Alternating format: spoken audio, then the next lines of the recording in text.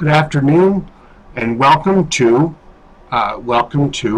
this Elder Conversation series with Reverend Elder Troy Perry and Matthias Roberts. That's part of the 20th anniversary events for the Lesbian, Gay, Bisexual, Transgender, Queer Religious Archives Network. We're glad to have you with us as we engage this dialogue as part of our anniversary series.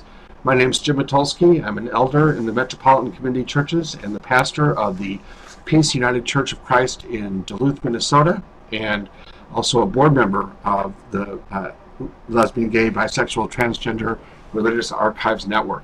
This is going to be a fantastic event, and you'll hear more about this, and you'll hear more from our speakers in a moment, and also about our upcoming gala on Sunday, November 7th, which I hope you'll put on your calendar right now, later in this conversation. But first I'm going to turn to my fellow board member, Joel Kushner, who's going to talk to you about ways you can support our organization. Good morning or good afternoon, everyone. I'm Dr. Joel Kushner. I'm a member of the LGBTQ-RAN Board of Directors. I also direct the Institute on Judaism, Sexual Orientation, and Gender Identity, and the Kalsman Institute at Hebrew Union College. I want to add my thanks for joining us today at this intergenerational conversation as part of Queering Our Roots, 20 years of the remarkable LGBTQ-RAN Religious Archives Network. It is really a joyful pleasure to hear Reverend Troy Perry today in conversation with Matthias Roberts. Reverend Perry embodies history not just for LGBTQ plus Christians, but also for queer Jews, for his role in supporting the development of the first synagogue for LGBTQ plus Jews in the world, Beth Chaim Chadashim. You're really in for an amazing experience. In planning these anniversary events, we're guided by the idea that we need to remember the past in order to guide us to the future. We're here today and this past month in our gala to honor our pioneers and forebearers, to celebrate all that LGBTQ-RAN has accomplished in the past 20 years, and to empower the continuation of this historic work. To do so, we have set an auspicious challenge for our 20th anniversary to raise $20,000 to help lay the foundation for coming years. If you've attended a launch party or one of these conversations before, you've probably heard this speech, but I pray you'll bear with us. Our goal is $20,000. We have been blessed with a very generous donor who will match dollar for dollar up to each contribution up to $20,000. So we thank you, our sponsors, our allies, our friends, those of you who have donated. We are very close to meeting our goal. We would love to meet this goal before the time of our gala, which is this Sunday. You'll hear more about that shortly. So then we can just celebrate and not have to hockey for money.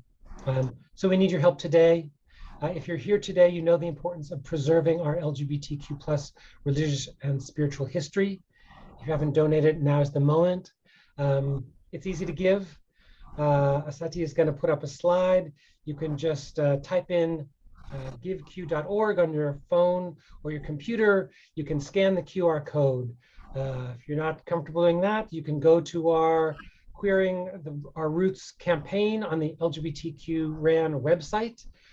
You can mail in a check. There's lots of ways to give. It is fully tax deductible. And not only do we have that match, sort of a double match, to encourage first-time donors, we have another angel supporter who is offered to match contributions from first-time donors. So your gift is actually going to be tripled. If you give $25, it's going to become $75. If you give $100, it's going to become $300. Our mantra is, history is preserved from the perspective of those who preserve their records. We are committed to ensuring our queer, religious, and spiritual legacy will be passed on to future generations. I've been involved with many nonprofits, as I'm sure many of you have. I can tell you it's remarkable how much LGBTQ-RAN does with an incredibly tiny budget. Help us today by giving as generous a gift as you can. Here's the slide is up there. This organization is here because of your support in the past, today, and the future. So I thank you for your generous support. And now we get to hear this incredible conversation. So I'm going to do a a brief introduction to both of our speakers so that as soon as I'm done, we can get to the meat of our time together and you can hear them talk and dialogue with each other. And there'll be an opportunity for you to put questions in the Q&A. I hope you'll do that, or in the chat. Use the Q&A if you can. And we'll invite you to stay afterwards also so that you can spend time with them, chatting with them informally in conversation after the end of the formal broadcast. So let me introduce to you Matthias Roberts first is a psychotherapist. He's the author of Beyond Shame, Creating a Healthy Sex Life on Your Own Terms. And he's also the host of Queerology, a podcast on belief and being. He holds 2 master's degrees, one in theology and culture, and one in counseling psychology from the Seattle School of Theology and Psychology. Matthias's work has been featured by the Oprah magazine, Bustle, Women's Day, Sojourners, the Seattle Times, and many others. He's at the Allender Center, a nonprofit organization helping survivors of trauma and abuse heal by stepping courageously into their stories of pain and harm in his psychotherapy practice. Matthias specializes in helping LGBTQ+ people recovering from religious and spiritual trauma so they might live confident and fulfilling lives. Matthias also writes and speaks nationwide about the intersections between gender, sexuality, mental health, and theology. There's information on his website about how you can invite him to speak at your organization. I asked him a whimsical question: tell us something not in your biography. And he said, I grew up on a popcorn farm in Iowa. So there you have it. Looking forward to hearing from Matthias. And I'm personally pleased to introduce Reverend Elder Dr. Troy D. Perry. I'm a Metropolitan Community Church minister since 1983, so I'm very proud of this opportunity to do this. And I know all of my MCC clergy colleagues and friends are so indebted to the ways that Troy Perry literally saved our lives and the lives of many. Troy started the Metropolitan Community Churches with 12 people in his living room in Los Angeles on October 6th, 1968, before Stonewall. Since that time, the Metropolitan Community Churches grew at its peak over 40,000 people in 300 congregations in 21 countries around the world. And he guided the growth of the MCC into being one of the world's largest LGBT organizations. It hasn't always been an easy journey. You can read his autobiography, The Lord is My Shepherd, and Knows That I'm Gay. And in it, he describes in very candid terms becoming a minister as a teenager, his heartbreaking discovery and disclosure of his sexual orientation, his divorce and estrangement from his wife and children, losing them and losing his license as a minister, a failed suicide attempt, and then how he discovered or rediscovered his vocation in ministry and how he discovered and founded the Metropolitan Community Churches. He is not the kind of guy that waits for permission from some denominational official or conducts a study. He heard the Spirit and he said yes. The 2007 documentary film Call Me Troy tells this story and is still available for viewing.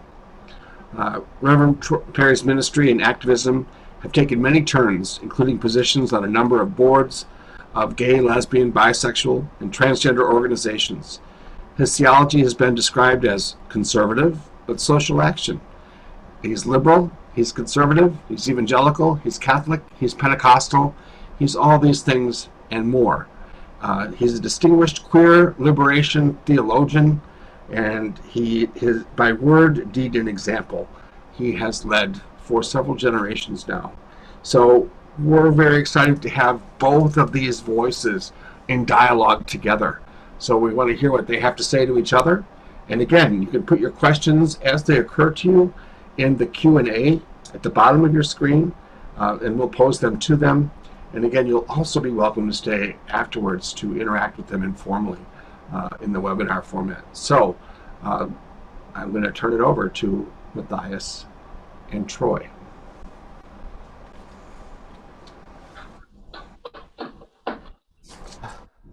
So thrilled to be here. It's good to see you, Reverend Troy. Well, thank you. Great to be with you, Matthias, too. I wanted to tell you that. Can you hear me okay, I Matthias? can, yes. Can you Okay, hear great. me? Yes, I can. You know. Am I to do the first, to talk first?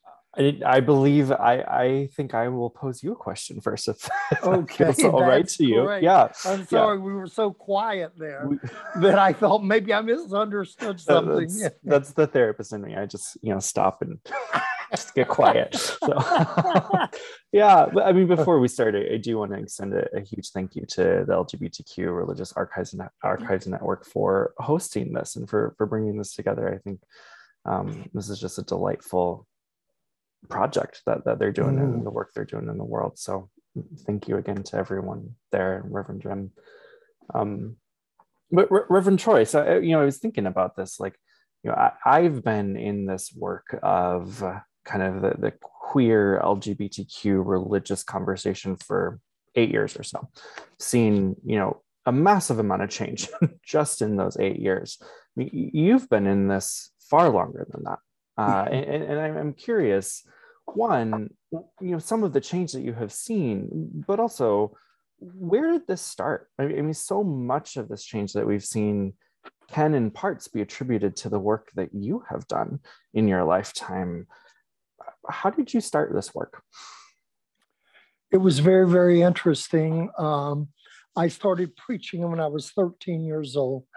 At age 15, I was licensed to preach in the Southern Baptist Church. At age 18, I went to my pastor and said, I have these funny feelings. And I didn't use the word homosexual, but I tried to talk all the way around the mulberry bush. After about an hour, his eyes lit up. And he said, oh my God, I know what you're trying to tell me. And all you needed to do is find a good woman that'll take care of that problem. And I married his daughter. And it wasn't funny at all or flippant 5 years later when we went through a divorce procedure. But I did marry. I did everything my church told me would cure me of the feelings that I had. And it doesn't cure you because it's not an illness and it's not a sin. And I like to remind people of that over and over again. And so with the founding of Metropolitan Community Church, I founded the church. I fell deeply madly in love with a young man and we broke up. And I had no one to talk to. And I took a razor blade, crawled into the bathtub of my home, cut both of my wrists, and hoped I would die. My roommate came home. When I didn't answer, he broke down the door to the restroom, got me up. Willie Smith, who was my roommate, and rushed me to the County General Hospital. It was while I was there, a woman came into the room in a nurse's uniform. And I know today she was probably paid to do this, but she said, I don't know why you've done it, but this is crazy. You're too young for this sort of thing. And she really pushed every button on me from my religious background. And I broke down crying when she left the room, and I prayed. And I said, I know you're not going to hear this prayer, God. The church had told me that. You can't love me. I'm a homosexual. That hasn't changed. But, I really committed the sin in Romans 1:26 through 28.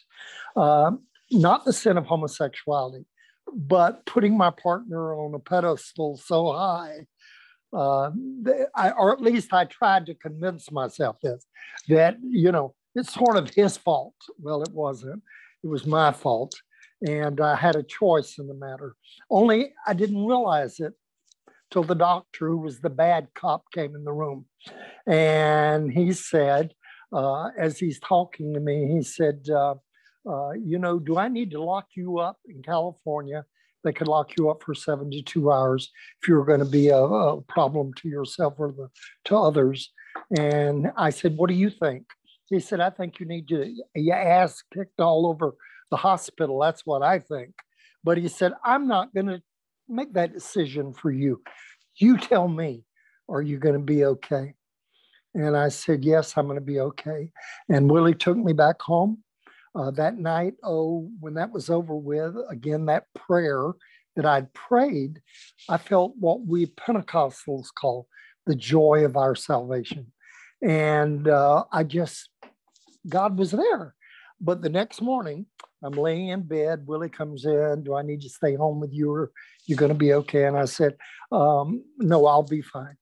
And when he left, then I started thinking, oh my God, I've got to go buy long sleeve shirts. They would fire me on my job. Funny, after you've tried to kill yourself, your job becomes the most important thing to you in the world. But in the middle of that, I felt that wonderful feeling I'd felt the night before. And then it dawned on me, and I said, God, this cannot be you. You can't love me.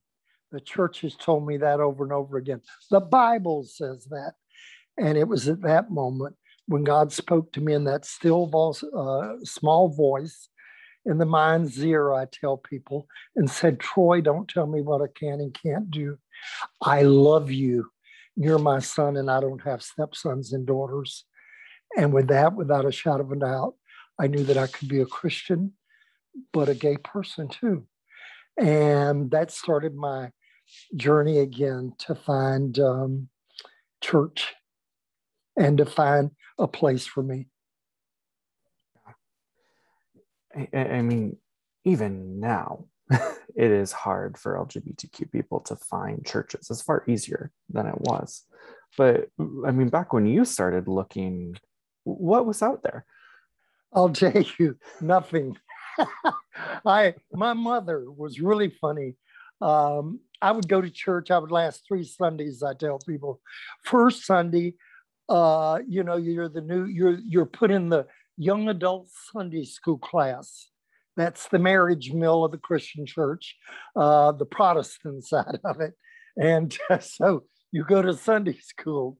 And if you halfway acted interested, they would end up asking you to read from scripture or to pray. And when I did that, of course, all at once, they were sort of interested. And are you clergy? Have you been clergy? Yes. And then I would try to get out till the next Sunday. Second Sunday, I walked into the room and okay, you've been clergy. Are you married? And I said, we're separated. Why? That was always the question. And I said, because I'm a homosexual. The third Sunday, I was froze out. That was the end of Sunday school in that church group. They let me know through their actions and the way they no more calling on you for prayer or for Sunday school reading. And my mother said to me, why do you have to tell them you're homosexual? I said, Mother, because they asked, and I'm never going to lie again. That ends that. I'm not going to lie again. So Matthias, it was very difficult. And I think that's part of why, as I kept getting locked out, that finally, and knowing that God loved me, it finally dawned on me, wait a minute, if God loves me, then God has to love other gay people too. And we used the word gay back then for everybody. So it was very strange. But with that, I said, God, you call me to the ministry. Something else happened first. I started dating again, dated a young man, took him with me to the only dance club in LA proper. We had them around the city, but not in the city limits. And the police came in and raided the dance club. And he was with me, walked over to the bar, was going to get us 2 beers. And there was a friend of mine over there. And he started camping, as we called it back then, cutting up with Tony. And Tony Valdez, as he cut up with him, they both said something funny, then the other one something funnier. And then finally it was Tony who said the real funny thing. And Bill slapped him on the rump. With that, he came over to hand me my beer. These 3 police officers walked over to Tony and I and said, come out with us. And I, being me, I'm a Vietnam era veteran. I just got out of the military the year before. And I wasn't afraid of the police department. That was not my fear. And I said, who are you talking to? And they said, not to you, to him. And of course, they were arresting Bill too at the same time. They were arrested for lewd and lascivious conduct. One male slapping the other on the butt in a gay bar had to mean something sexual. That was the police department, the way they operated. Matthias, pardon me. And it was very, very interesting that it took us a while to get them out of jail. But the owner of the bar was the most feminine blonde man. As I said, he had the limpest wrists, but they were the strongest wrists in the world that night at the police station. He did not back away. When we arrived, we were carrying flowers. He had insisted we stop by a florist. And when we went in, he marched up to the table. There were about 10 of us there. And the police are behind the counter. And he said, we're here to get our sisters bailed out of jail. And the police officer said, what's your sister's name? And he said, Bill Hastings and Tony Valdez. It scared the police officer to death. He got on the phone and called for backup. And it was amazing. And took us another probably 2 hours to get them out of jail. But I took Tony back home with me. And he was crying. And he said, I've never been treated that way in my life. He said, they kept talking to me in Spanish. Said one of the cops talking to me in Spanish, saying he was going to call my family. He was going to call my employer. And I said, oh, they're trying to bluff you. He said, and I'm not so sure of that. And he really just started crying really hard. And I said, look, Tony, I said, even if I'm not convinced, he said, nobody cares about us. And I said, Tony, I believe people do care. He said, no, nobody cares about us. I said, even if I believe people didn't care, Tony, I believe God does. And Tony laughed in my face and said, as the tears are coming down, Troy, God doesn't care about me. He said, I went to my priest. And he said, when I was 15 years old, and told him how I felt, and he ordered me out of Catholic Sunday school. He was afraid that I would contaminate other children. No, Troy, God doesn't care about me. And when Tony left, and he asked me, he said, would you drive me home? I drove him home. I came back. I knelt and prayed and said, okay, God, you called me to the ministry. You've reminded me that you knew what I was in my mother's womb. It wasn't like God said, oh, what kind of baby is this? And I jumped out of a Jack in the Box, and God jumped back screaming, oh no, a little homosexual. I said, that's not how God worked. And I said, God, I love you. You call me to preach. I think I found my niche in the ministry again. My brothers and sisters need to know about the gospel. And if you want to see me involved in church again, you let me know when. And that still small voice in mine's ear, just let me know now. And I took out an ad here, Reverend Troy Perry, and gave my home address in Huntington Park. Went home and told my roommate, who probably had a heart attack, and said, you have taken out an ad in a gay newspaper giving our home address. And I could not figure out why people were so uptight about that. And he said, you are crazy. And years later, people say, oh, you were so brave. I said, no, actually, I was very stupid. I was doing exactly what my Pentecostal and Baptist, Southern Baptist background told me. If you're going to start a church congregation, if you're going to take out an ad, you got to tell people who you are and how they can find you. And I said, that's exactly what I did. And October the 6th, 1968, 12 people showed up in the living room of my home. 9 friends, 3 strangers, 1 heterosexual couple, 1 Jew with his Gentile boyfriend who was interested in the church. It was the most interesting group of people. And I said then, this is the view of things to come from metropolitan community churches. And that first Sunday, everybody kept looking at the door. Every time the door opened, somebody else came in. And I could tell the 800-pound gorilla in the room was, are the police going to come? And it took the police about 6 months before they showed up at our worship service. But that's another story. Wow. I mean, that is a far different experience from my own. I mean, I grew up very conservative, very religious family. My parents were missionaries, and knew that I was, attracted to men. I wouldn't have used that language from a very early age, and had this wrestling with God the entire time, because I'd been told, my entire life, explicitly and implicitly, that LGBTQ people cannot love God, cannot be Christians, that, similar to you, God does not love us. Right. And so, I mean, my coming out experience was coming out into that environment of, God loves you, but not this part of you. And you have to change this part of you. And so I, bought into that conversion therapy kind of model and tried to change my orientation, et cetera, et cetera. I'm so curious, because I mean, you mentioned this conviction that you had.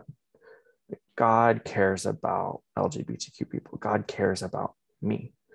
The ways that has carried through your work through all this time. I mean, we have seen a lot of progress. I'd be curious the language that you would put around the progress that you have seen, but I'm also curious where you see there's still work to do. I believe with all my heart there's still work to do. We talk about the past, but I like to talk about the future too. And it's very interesting. I am very thankful that today there are welcome and affirming congregations all around the world. I've made it my business to travel as moderator of our denomination, even in my now 16 years since I retired. Philip and I still travel the world, meet people. I really believe in talking to people in church groups, people who agree with us and people who disagree. I've always done this in the metropolitan community churches. I invited people in to speak to us who are not a part of Metropolitan Community Church. Purposely, I wanted our church to know that there were people who were not a part of our church who loved us. And I remember sometimes it was incredible. Virginia Mollenkoff. I remember when Virginia, I invited her to come and speak at General Conference in Los Angeles. And later she wrote an article in Christian Century where she said it was the first time she was ever frisked going into a worship service because people were threatening to bomb the place, which they were. During the middle of it, the LAPD brought in the dogs. I mean, our first General Conference in San Francisco was the first time it happened. And but I was, you get used to it. You get a feel for it. And we had people, I always told our congregation, look around, make sure you know that everything's okay around you. You're all in charge. When you see somebody you don't know, it's okay to go over and say hello and get a feeling for them. We had a man who took a bomb into our church in St. Louis. He was a member of one of the Aryan Nation groups. And all at once, the president of their group didn't trust him and another guy and said, okay, y'all are to take this bomb and you can either go into the park where homosexuals congregate and plant the bomb there, or you can go to Metropolitan Community Church. He said, we went to the park and couldn't tell who was gay and who was straight. Made no sense. I mean, you know, everybody looked alike. But he said, we went to Metropolitan Community Church. And he said, all I had to do was push one button. And it gave me then a minute to get out of the building. And once I got outside, I'd have to run to try to get a block away from it. And he said, the service, so as I'm sitting there looking around at people, he said, everybody looked so normal. And he said, that was number one. He said, number two, he said, as I'm sitting there and I'm thinking about what I'm fixing to do, all at once, I heard a small voice. And it said to me, has anybody in this room ever hurt you or any member of your family? And he said, I thought, no. And the voice said, you're going to kill all these men plus the women and children who are here? And he said, I just couldn't do it. And I took the bomb back out. And of course, they threw me out of the organization. But later, he told the FBI about his part and he was sent to prison. And he wrote a book about his experience with that racist group. Now, as I've traveled around and I've said to Metropolitan Community Church, there are people we need to hear too. I was at the Carter Center in Atlanta, Georgia, and Jim was there with me, who's on the program today, Jim Matulski. And it was the first time that we had that we were invited into the Carter Center with the president's permission, where we were discuss all the religious groups about AIDS. And it was in the middle of the AIDS epidemic when people were dying. Someone spoke there, and I made it my business to go and talk to them. And I met Dr. Jimmy Allen. He was the last moderate president of the Southern Baptist Convention. But I went to him and said, Dr. Allen, I want to invite you to come and speak at our general conference. And he said, well, Reverend Perry, I said, I know you don't know who I am. I'm Reverend Troy. He said, oh, I know who you are. And he said, I want to say this. He said, I have to be honest, I don't agree with everything, that you believe. I said, that's perfectly all right. I said, I think you have something to say to our group too. And Jimmy Allen came to our general conference. I ran into problems with MCCers who were upset that I invited the moderator of their old denomination into Metropolitan Community Church. And I said, I just pray you'll hear him, hear what he has to say before you get all upset. And Dr. Allen, I did not tell him what to preach on any more than other groups tell me when I'm invited in. They know that I'm going to be honorable and I have manners, but I'm not going to back away from my vision of the truth either.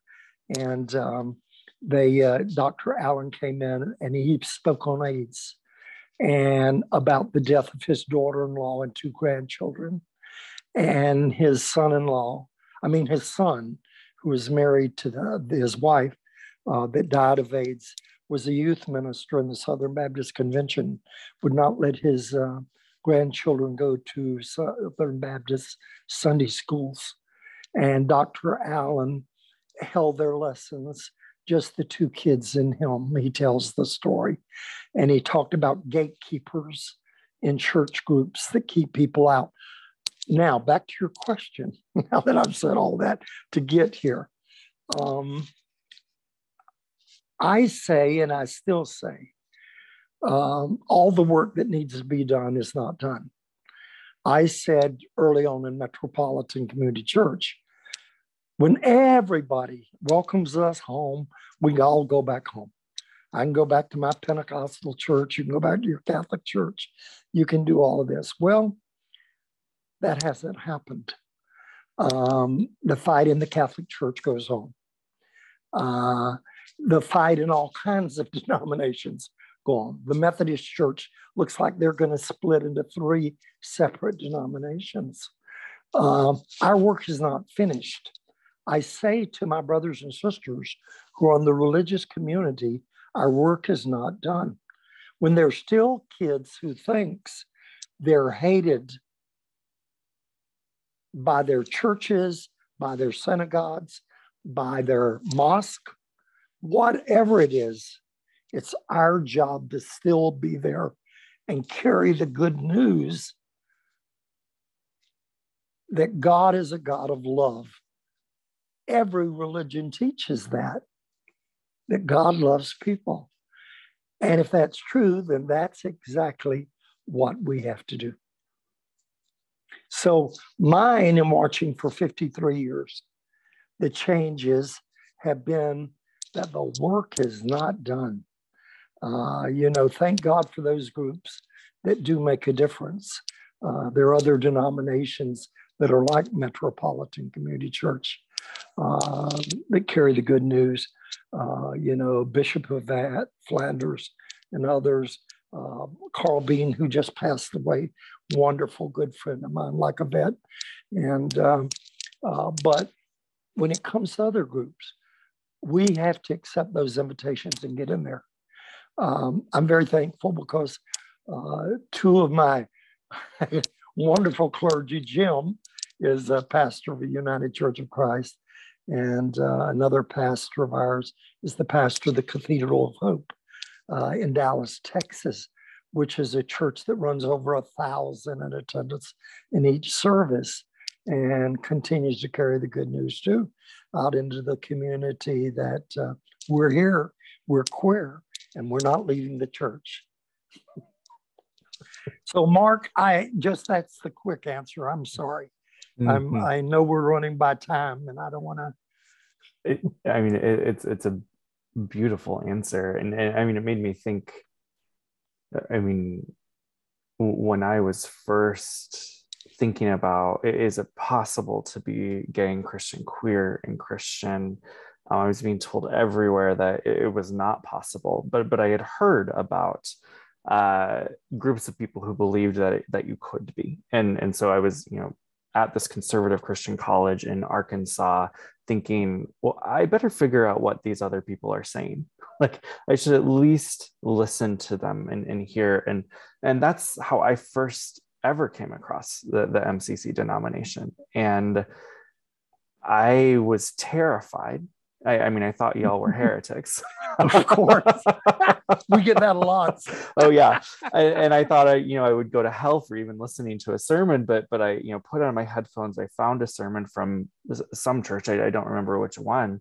And, they opened the service with a prayer, and I listened to it and I turned it off and I called my sister and I said, well, it just sounded like they were normal people praying. You should listen to this. They don't sound like heretics.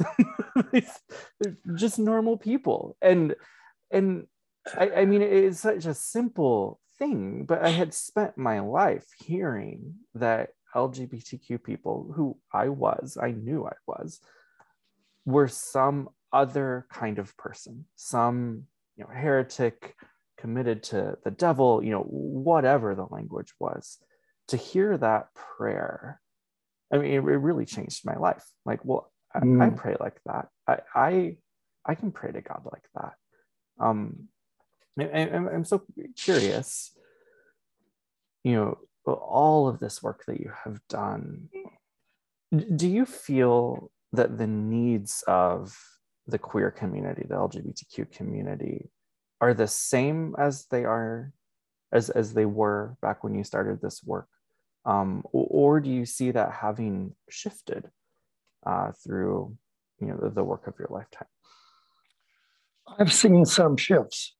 For Gay Pride Parade, I'm standing on top of a double-decker bus that this was several years ago that our church had, and they'd asked me to ride on that instead of being in the car by myself and waving at people as the founder of one of the three founders of our Gay Pride Parade. And I looked out, and all at once, a high school band marched out.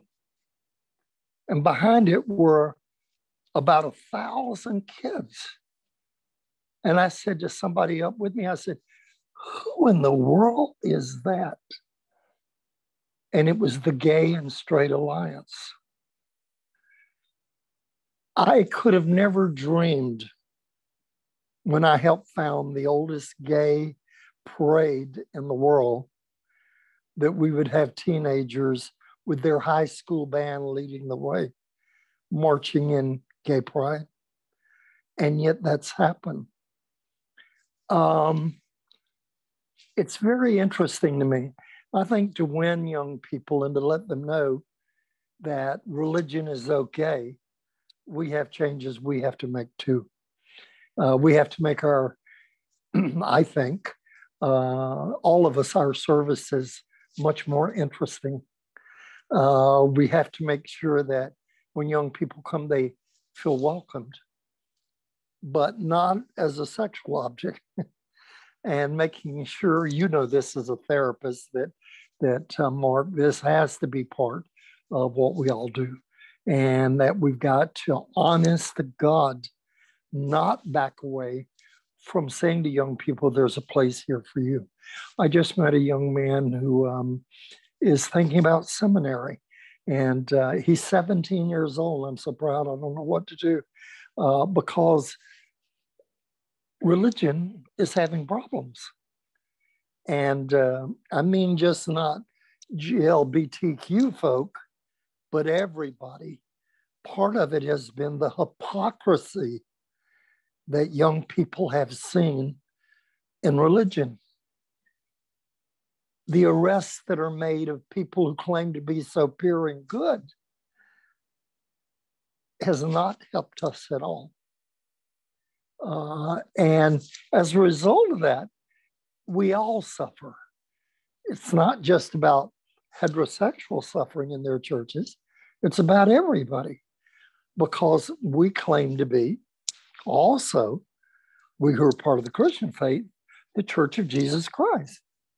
And it's very difficult in all of our religious groups, so whatever they are, whether they're Christian or Jewish or Muslim, whatever, Buddhist, I don't care. We have to know that we have to treat young people right. And it means that we have to find out how to reach them. And we have to reach them with other young people.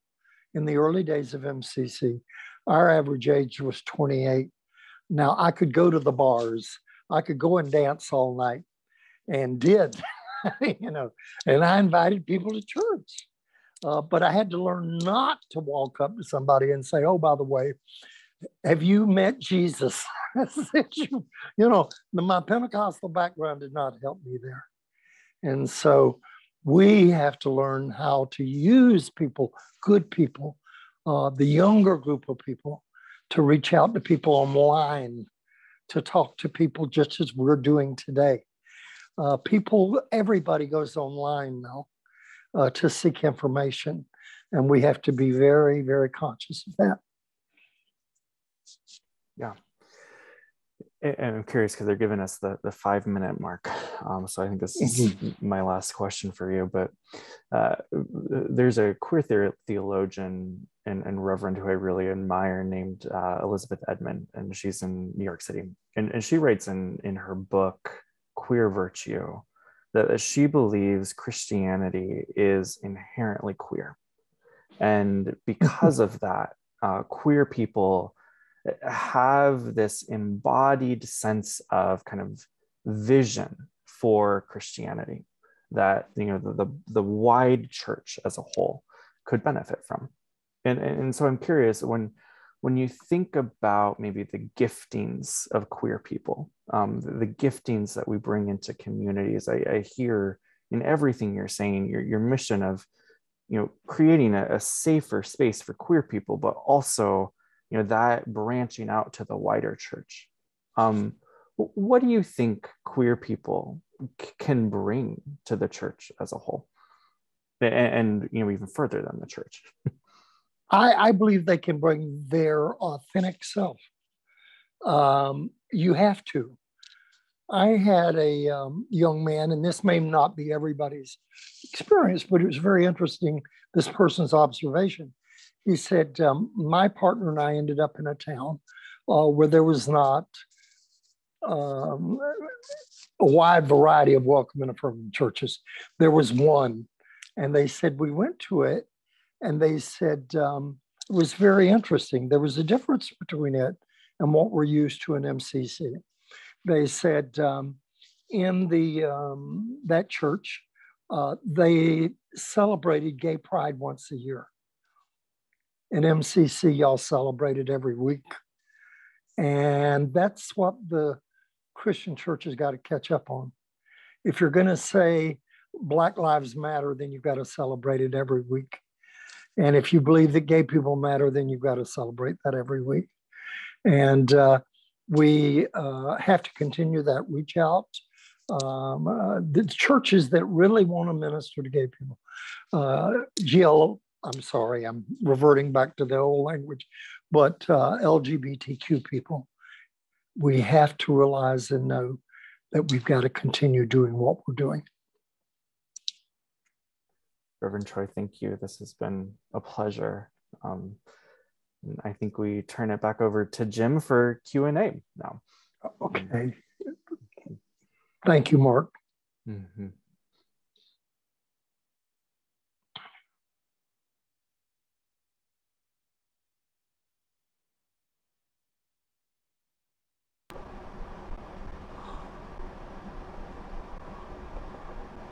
Thank you so much, each of you. Probably can't even appreciate how important your words are and what they mean to people on a whole age range and spiritual practice range. I know that you can't see the comments that are in the chat, but we'll make sure later you can see them, because there are appreciative comments from colleagues who've known both of you for years and from many different places. And just the stories that you're telling mean so much to people. So one of the one of the things I wanted to ask you is this. It's 2050. Are people still going to church? And what does church look like? Gay or straight, queer or straight, or whatever, gender fluid, the whole range.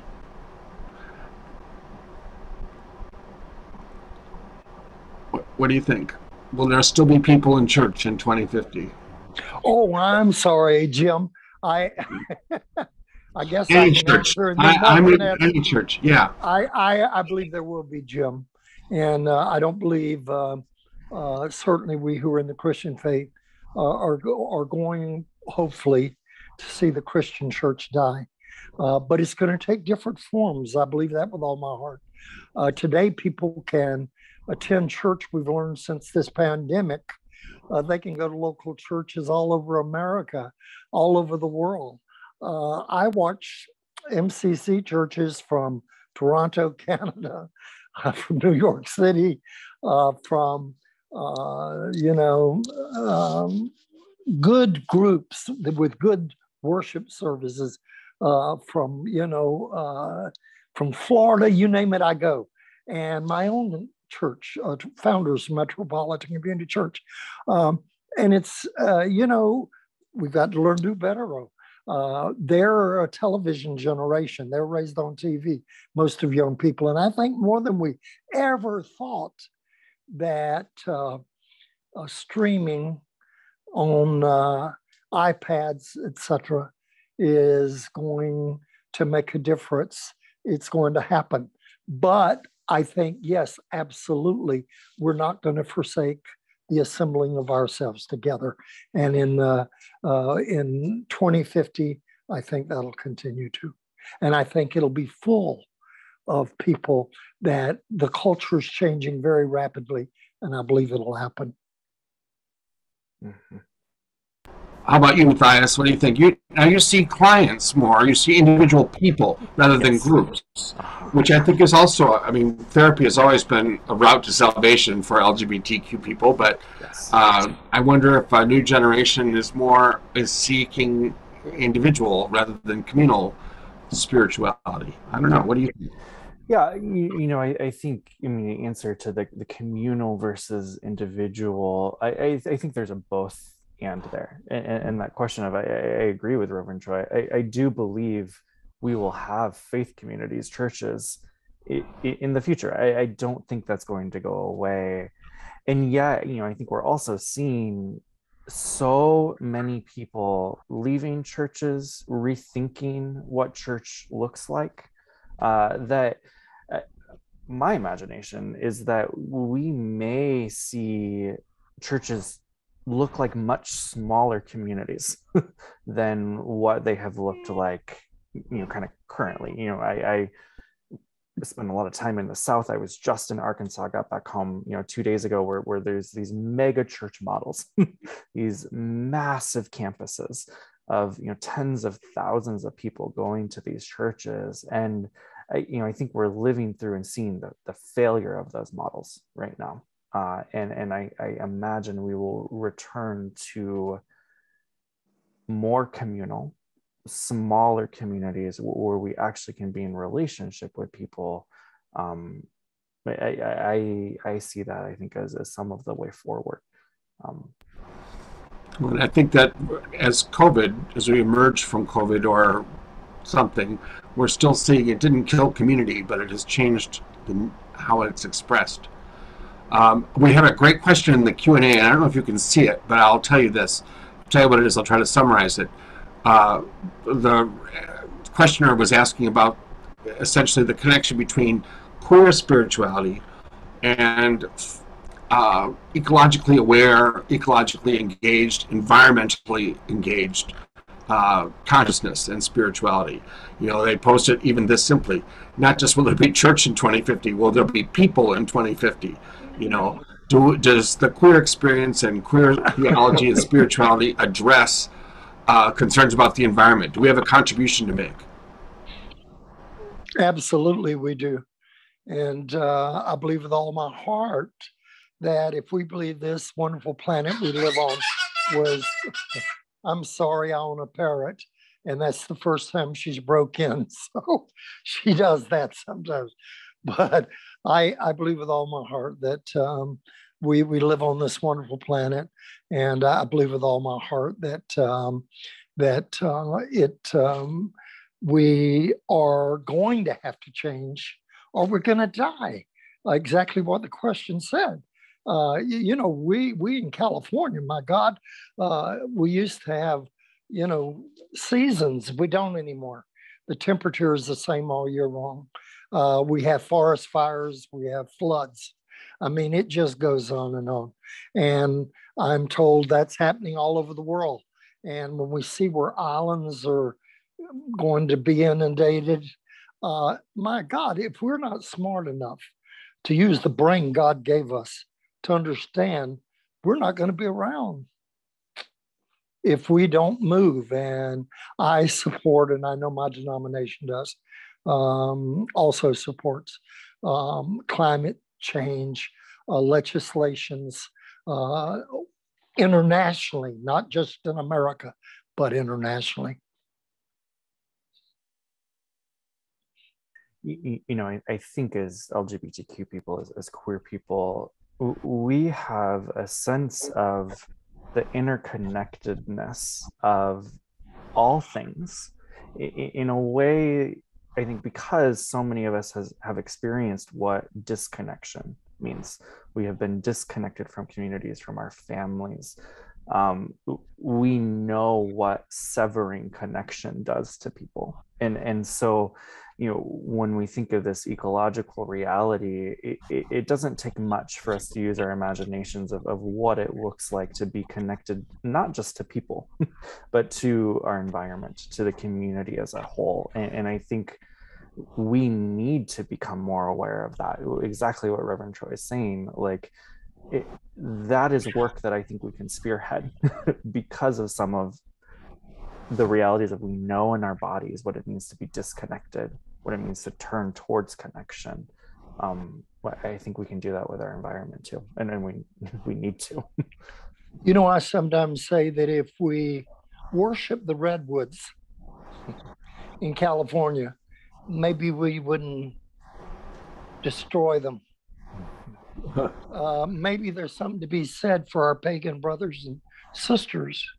I remember when I used to go on leather runs with the bicycle, one of our bike groups, and I loved it because it was in the high Sierras, and it was a praise of nature, going out, 1,000 gay men in the leather, going out, doing all the leather things they did, but respectful of the place we were at.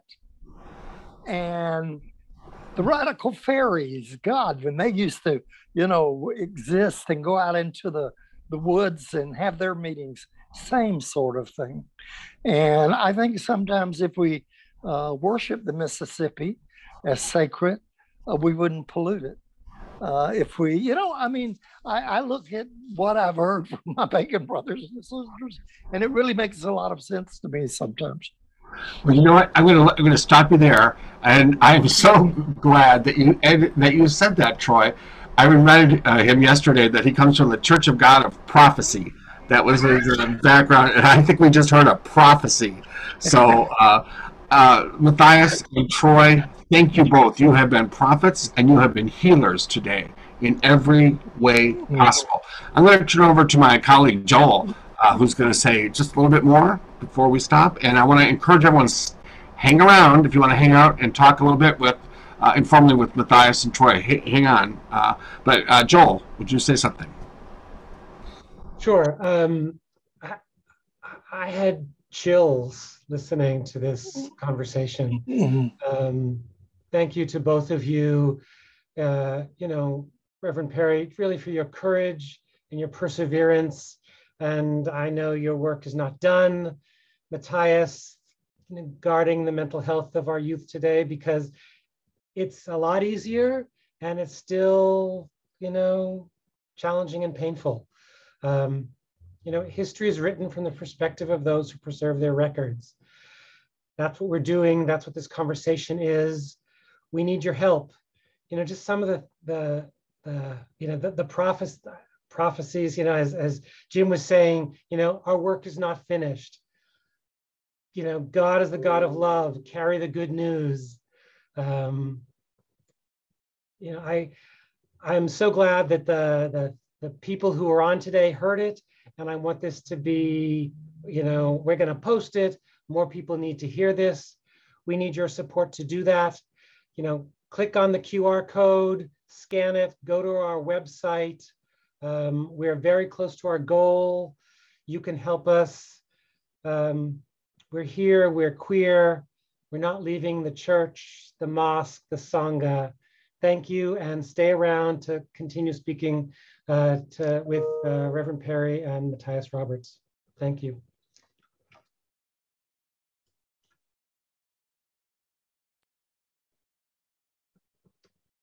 Jim, is it back to you, or are we going to go into some open time? Nope, sorry about that. I was hitting the wrong buttons with my trifocals.